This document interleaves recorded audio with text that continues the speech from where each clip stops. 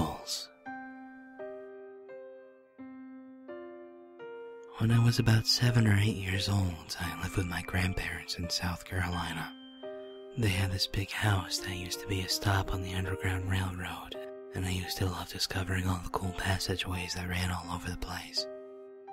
When I wasn't doing that, my grandfather would teach me fishing and hunting, while my grandmother would teach me how to sew and cook. Kinda girly things for a little boy to be doing, but those skills definitely helped out in the long run. My folks were military, so rather than drag me around and traumatize me with multiple moves, they had me stay at my grandparents'. My room sat at essentially the middle of the house. It was surrounded on all sides by thick walls which used to house passageways, but had since been sealed off. I had hung up pictures and cool things befitting to an 8-year-old's room. I loved the house, but it started to feel a little off after a while. I noticed that my things kept disappearing. Nothing incredibly valuable, just trivial things like my toothbrushes and combs. No, they never reappeared at some random place, and I would never see them again. My grandparents spent a fortune on my various grooming products, I imagine. It was just my stuff though, which left me and my family in confusion. They used to joke that a ghost must have taken a liking to me. They were kidding, of course, but I started to get really freaked out over this notion. I started paying attention to very minor noises and details, and whenever something odd did present itself, it would creep me out to the extreme.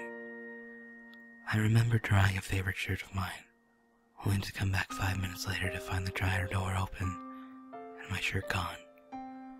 My things would be moved. Pictures of me that were on the walls would go missing. Most importantly, these little holes started appearing in the walls around the house. They first showed up in my room, then they just popped up all over the house. The kitchen, the bathrooms, the living room. Everywhere except the master bedroom, where my grandparents slept. This really creeped me out.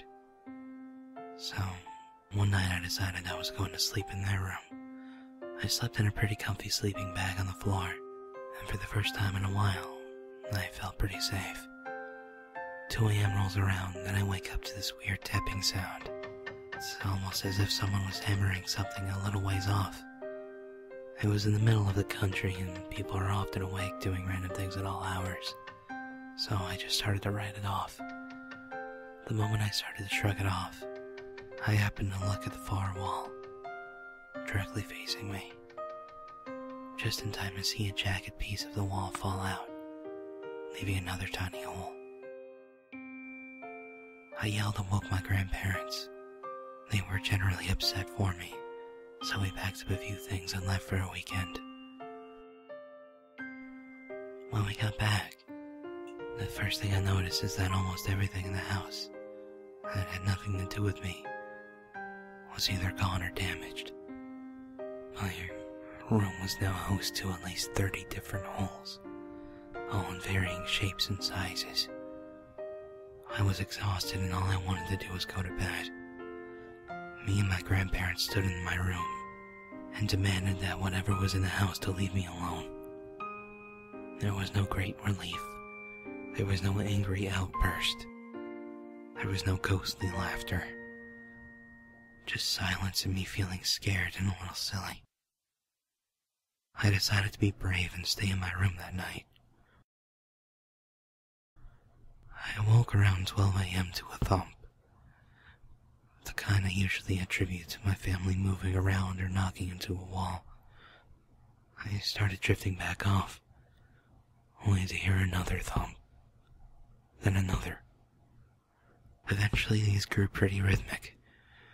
I was scared out of my mind. I bolted upright and started scanning around my room. I grabbed the flashlight that I had grown to keep on my nightstand and started shining it everywhere. The floors, the walls, the holes. The thumping stopped, but I kept looking around frantically. Eventually my beam caught something shiny, and I fixated on it. As soon as I realized what it was, I screamed and started crying like a little girl for my parents. It was a human eye. My grandparents came in and saw this. An unblinking human eye staring out at the room. The police were called and came immediately.